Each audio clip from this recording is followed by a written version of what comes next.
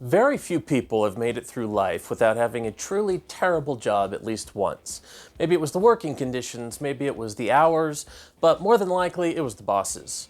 While I'm sure you had plenty to complain about when it came to leadership, I'm going to go out on a limb and say that the folks in tonight's double feature flicks have just a little more. Welcome to Work Sucks Saturday, day 10 of 13 on the countdown to Halloween.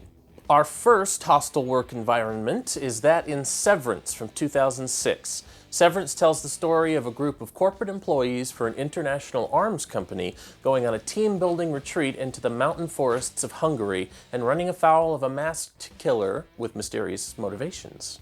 This movie is hilarious. Not all the way through. I think by the strictest definition it would be classified as a horror comedy, and when it leans into the comedic nature, it is very funny. But it isn't like Tuck and Dale versus Evil where it's all funny all the time.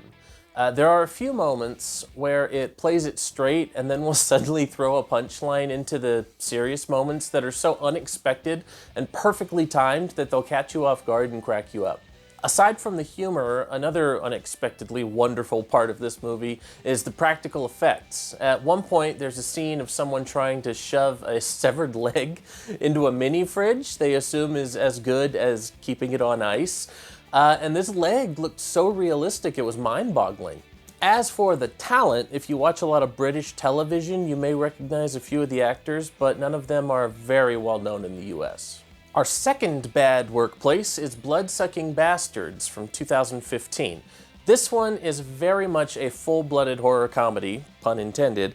In a soulless office environment, cubicle bullpen drones begin to notice around them people are going through changes and come to the realization that the new manager has been slowly turning the entire office into vampire thralls. This is one of my favorite horror comedies to put on when I can't think of anything else to watch. It's tons of fun, very bloody.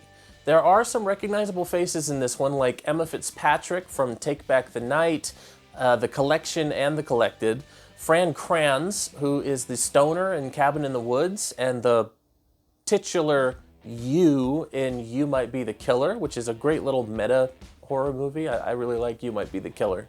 Also, it's got Pedro Pascal, who really at this point needs no introduction, and he plays one of the titular blood-sucking bastards. And finally, Joey Kern from the original Cabin Fever is in it. Both of these hostile work environments can be found on like half a dozen streaming services free with ads, including Tubi and Pluto. And there you have it. Work Sucks Saturday. Here's your double feature homework for the day. Enjoy. And I've been Smokey Lyle. This is Horror and Cats, and I will see you tomorrow for day 11.